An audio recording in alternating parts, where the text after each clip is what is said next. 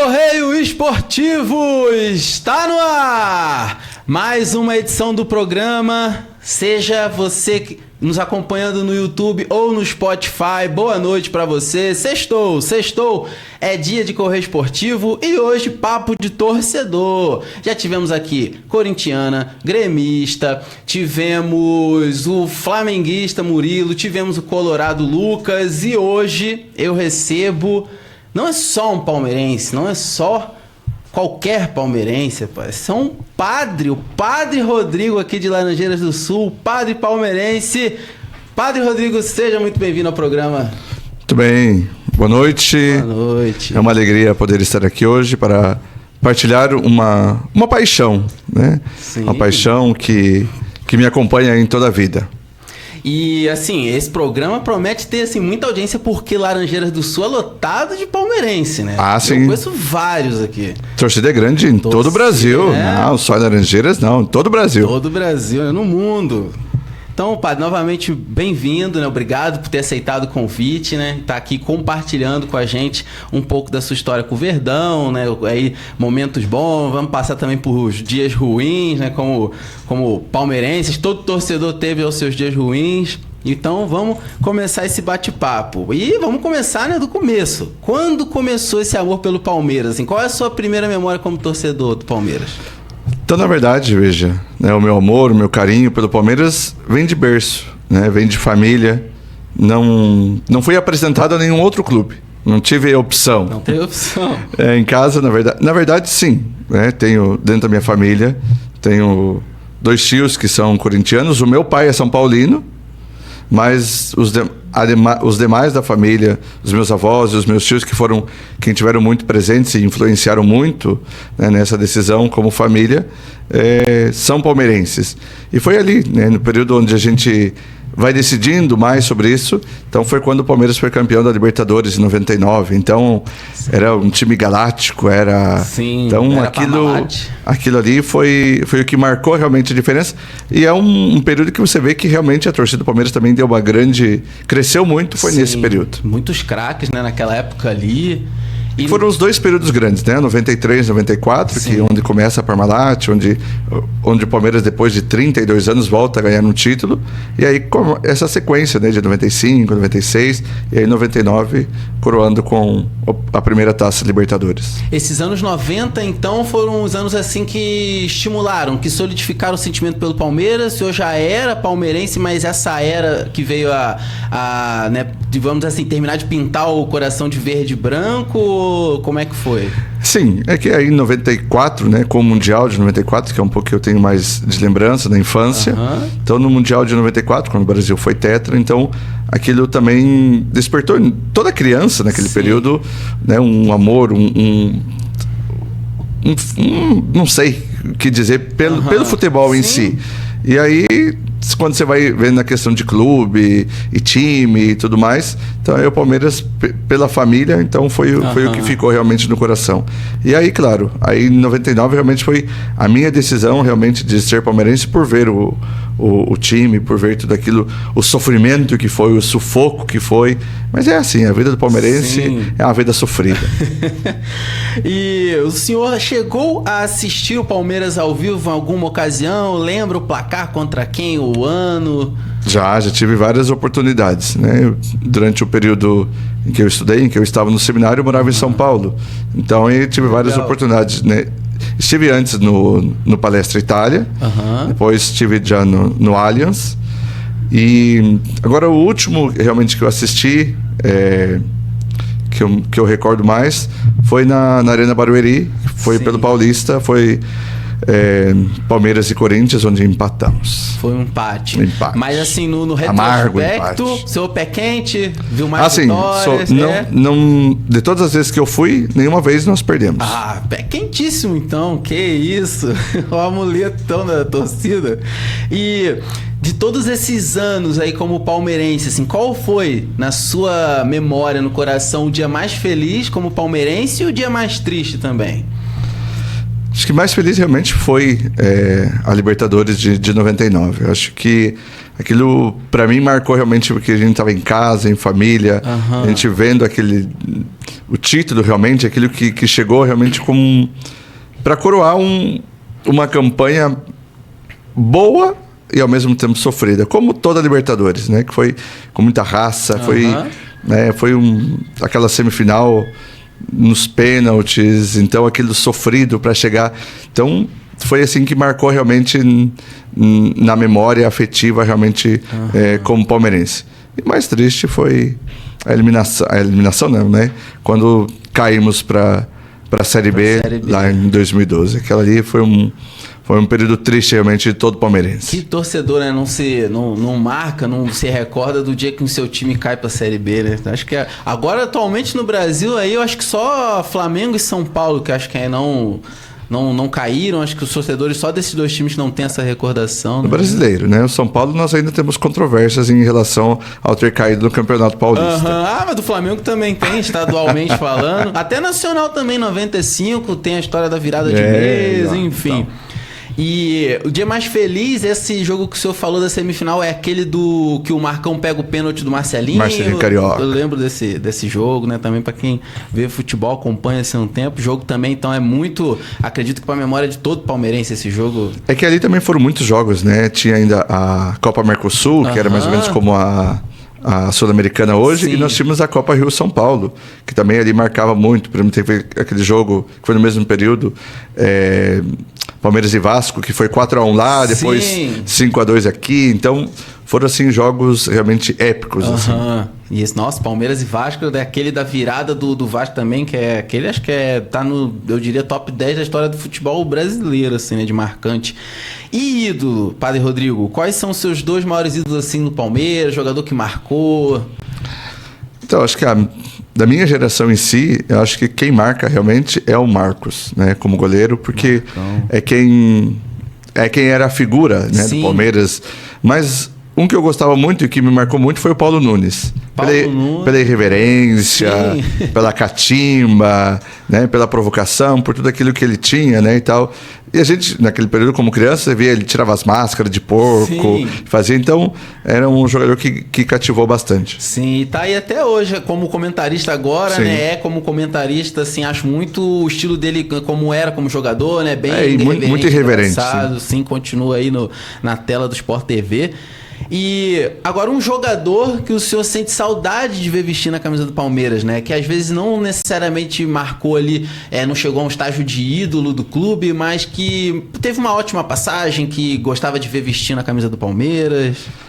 Então eu para mim sinto falta do Gabriel Jesus. Jesus. Eu acho que ele tinha muita coisa ainda para apresentar no Palmeiras. Eu acho que ele é um bom jogador, né? Tanto que tá lá no Arsenal. Sim. Agora vamos ter um super jogo aí, né, com o Arsenal. Arsenal agora foi campeão, né, do inglês. Então, eu acho que ele é um jogador que eu acho que ele poderia ter dado mais. Sim, né? Foi vendido cedo, tá vendo a sua opinião? Agora também o Estevão. É outro, sim. Né?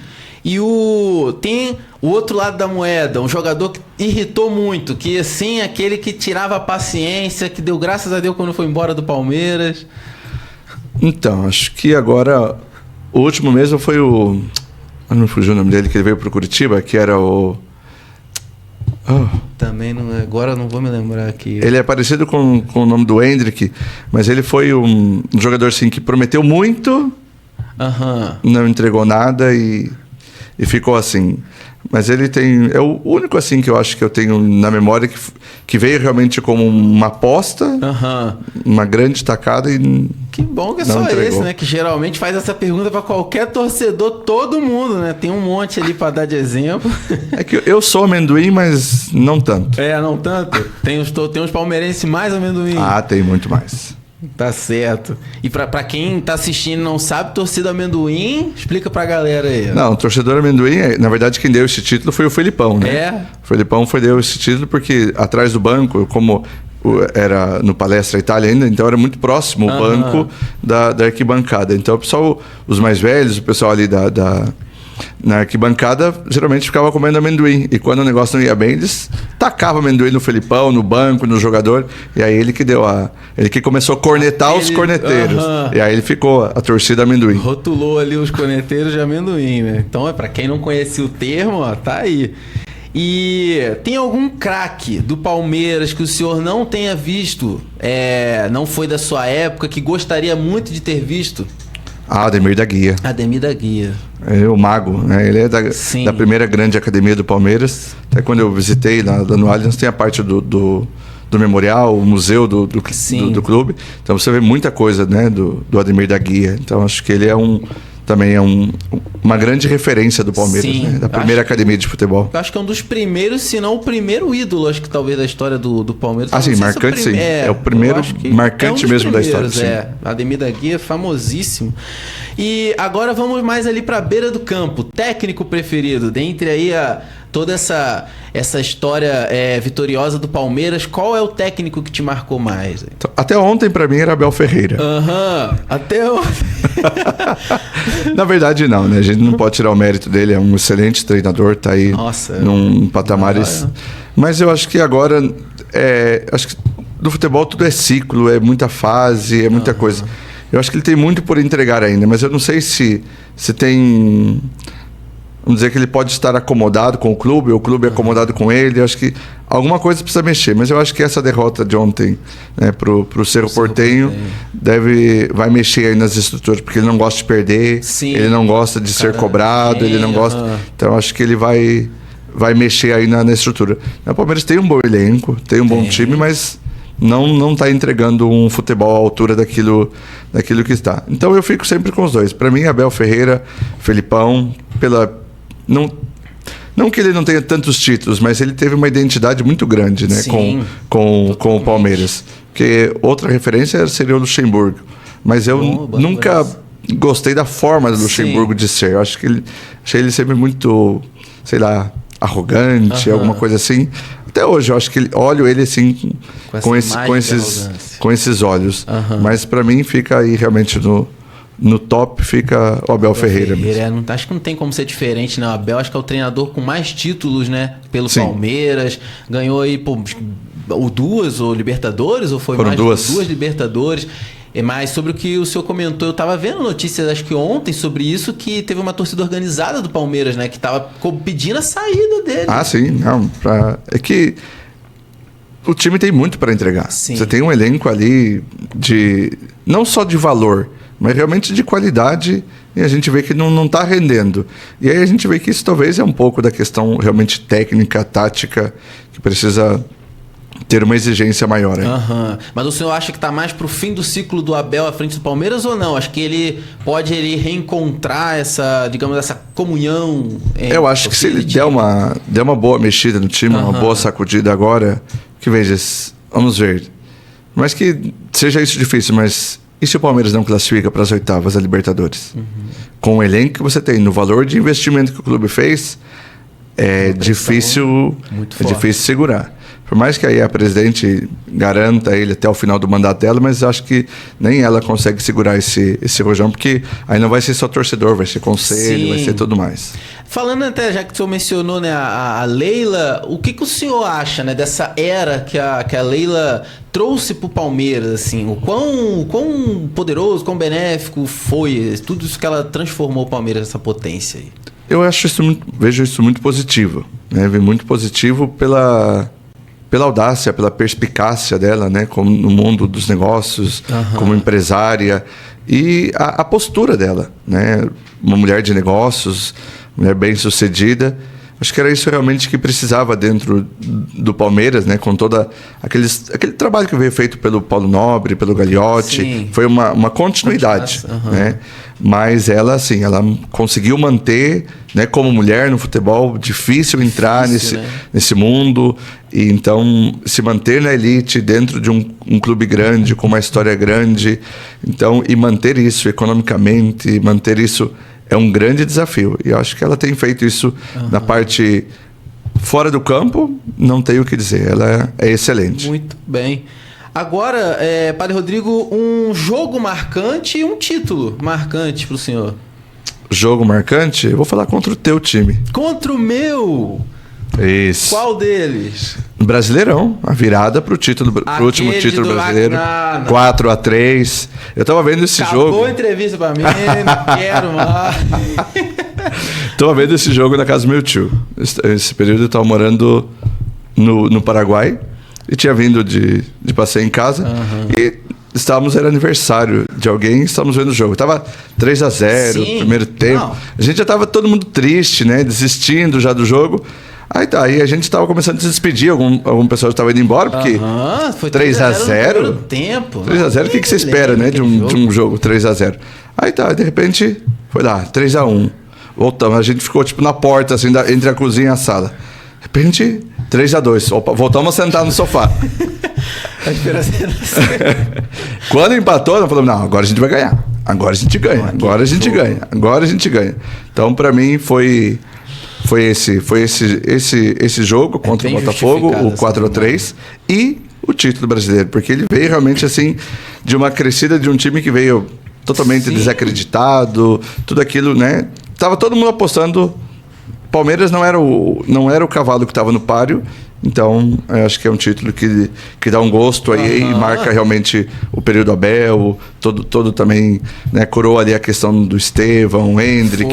Então, o Hendrick fez até um gol nesse jogo, eu acho que ele fez o segundo, acho que o de 3-2 ou de 3-3, alguma coisa assim. Ele fez um excelente jogo. Sim, não, esse jogo é tenebroso para a torcida do Botafogo e foi um campeonato, um brasileirão. O Palmeiras ele ficou muito tempo de segundo. Eu lembro que o Botafogo acho que tinha 13 pontos na frente. Então foi assim, aliás, esse jogo que o senhor tá mencionando, foi o jogo da virada de chave, da arrancada, porque o Botafogo ali acho que terminou de abalar, o que tinha para terminar de abalar psicologicamente, virou ali a chave, o Palmeiras pegou a liderança, não soltou mais, foi campeão. Então acredito, né, que como eu falei, tá bem justificada a memória pro palmeirense, pra mim também tá muito marcante esse jogo, mas pro lado negativo. E o que não, antes até, né? Tem, além de uma vitória marcante, de um título, tem alguma memória pessoal? O senhor tem alguma memória pessoal com o Palmeiras? Alguma experiência? Conheceu um jogador? Ganhou uma mensagem de algum? Então, quando eu fui... Uma das vezes que agora eu fui visitar Fui no jogo, né? Fui no Allianz. E aí eu tive contato com a família do Gustavo Gomes, que é do Paraguai. Então, no período que eu trabalhava no Paraguai... Então, quando eu cheguei, eu vi um pessoal falando castelhano e tal, e falando um pouco de Guarani. Eu falei, esse pessoal do Paraguai. Eu conversei com eles, eles falaram, não, somos da família do Gustavo Gomes. Trabalho no Paraguai, né? Legal, sou padre, sou palmeirense. Então eu tive a oportunidade de estar com ele, né, com a família dele. Foi algo muito... E ele é hoje, né, vamos dizer, um dos jogadores também que vai ficar realmente marcado na história do Palmeiras, já faz parte da história. É o zagueiro com o maior número de gols, é o grande artilheiro também na Libertadores, pela liderança que ele tem, pela identidade que ele tem com o time. Então é um jogador que eu admiro muito também. Concordo, é um cara que, né, deu um casamento, deu muita liga, né, com o Palmeiras ali, representou bem e tá aí, né, tá Palmeiras até hoje, tá voando. Acho que vai jogar a Copa. Sim, ele é o zagueiro central do Paraguai. Do Paraguai, né, tá bem legal a história. E o que o senhor tá achando do time para esse ano até aqui? O que achou até aqui? Qual a expectativa pro restante do ano? Então, estamos aí na liderança do Brasileirão, mas é aquele 1-0 sempre chorado, é aquele... Então eu acho que o time realmente tem muito mais para entregar. É aquilo que eu falava antes, eu acho que tecnicamente, taticamente, tem muito por crescer. A gente vê ali muita inconstância também, né? Pela questão do departamento médico, os jogadores que entram, os jogadores que saem. E aquela reclamação de todo técnico que eu também faço, que é o nosso calendário. O nosso calendário é terrível para qualquer equipe de alto nível que vai ter que competir em alto nível em vários lugares. Você vê aí, ó, Palmeiras está inconstante, o Flamengo está inconstante, né? Você vê um Flamengo que fazia 4, 5 gols, agora empata. Então, a gente vê que a gente vê os cartolas aí falando que vamos ver o calendário, mas infelizmente a gente não vê isso na realidade. Então, acho que a gente precisava olhar o futebol brasileiro como um todo para manter a qualidade, para ele crescer, para ele se manter nesse crescimento. Nós precisaríamos cuidar mais da qualidade disso para ter jogos em mais alto nível. Sim, não, isso aí já é um debate que já está há um tempo, né, no brasileiro, entre os dirigentes, como o senhor mencionou, essa coisa do calendário, né, para manter o nível, esses times de ponta, principalmente Palmeiras, Flamengo, times que começam a temporada ali com 3 competições, agora o Flamengo saiu da Copa do Brasil, também vai ter a Libertadores brasileiro só, o Palmeiras ainda passou na Copa do Brasil, tá nas 3, então é um calendário muito apertado, quarta e domingo, 3 competições, aí vai chegando agora da meio da temporada pra frente, né? Começa ali lesão, suspensão por cartão, começa a ficar complicado. Né? Nesse ano que vai ajudar agora é a parada da Copa, né? Então vai dar para recuperar bastante os jogadores, mas aí é aquele suspense, né? Tem time que depois de uma parada arranca, tem time que depois de uma parada é uma derrota total. Exatamente, Brasileirão que tem... O nosso histórico vale a pena que depois das paradas, geralmente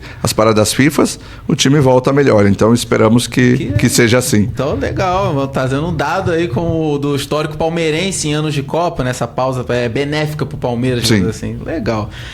E para fechar esse papo de torcedor muito legal, é um prazer aqui, sabendo da sua relação com o Palmeiras, ter recebido o senhor aqui. O último jogo então do Palmeiras foi agora quarta-feira contra o Cerro, né? Uma derrota inesperada em casa, 1-0, gol até do Verratti, ex-Vasco. O próximo jogo amanhã, jogo de 6 pontos contra o Flamengo lá no Maracanã, jogo que vale muito para os dois. O Palmeiras se vencer, né, distancia ainda mais na liderança. O Flamengo se vencer, cola no Palmeiras. Qual o palpite do senhor para essa partida? 1-1. 1-1? Eu acho que vai ser um joguinho. Eu acho que vai ser um jogo feio. É mesmo? Xoxo, retrancado, porque nenhum dos dois quer entregar. Então vai ficar naquela. Ou pode ser um placar elástico de um lado ou de outro, mas eu ainda vou no 1-1, naquele joguinho chorado, brigadinho ali no meio campo, aquela bola que vai, que não volta, sem abrir muito. Porque acho que os dois treinadores estão no fio de navalha. Que, né, o Léo Jardim vem entregando bastante, né, o time deu uma caída de produção, Palmeiras está no mesmo, ou arrisca e vai e se perder, mas eu até às vezes prefiro que o meu time perca, mas jogue bem, entregue, do que você ganhar de 1-0 aquele joguinho feio, sabe? Então, às vezes, eu gosto de ver o futebol. Sim. O placar nem sempre ele representa um bom resultado. Muitas vezes não, né? Mas isso aí também é um velho jargão assim do futebol, né? Às vezes o placar é mentiroso. Sim. Mas só então acredito no 1-1, talvez um placar elástico, mas assim, a princípio um empate, um jogo feio, truncado, os dois ali não querendo, né? Tipo, mais estudando o adversário do que propondo o jogo. É que vale muito, né? Sim. No decorrer do campeonato, vale muito. Vale muito, tipo, é a final antecipada, né?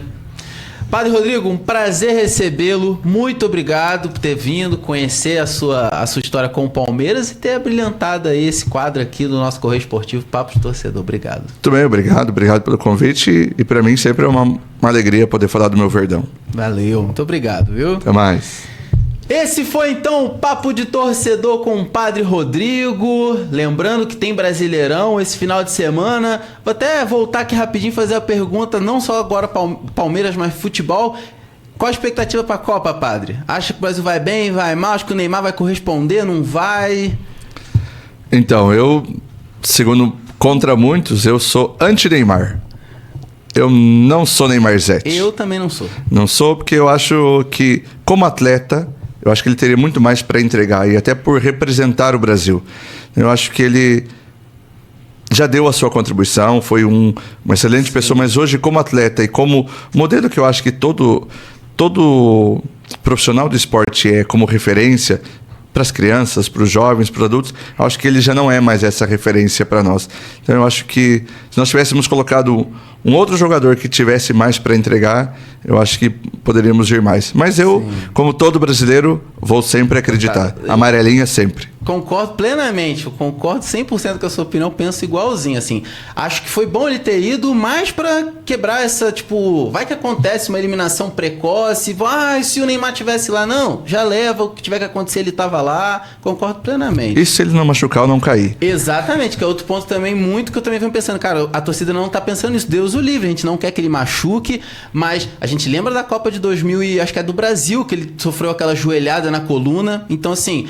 tem que combinar com os adversários e combinar com a condição física. Ele não pode machucar porque a gente tá contando com ele, né? Mas o povo tá na euforia da convocação, mas não tá levando isso em conta ainda, né?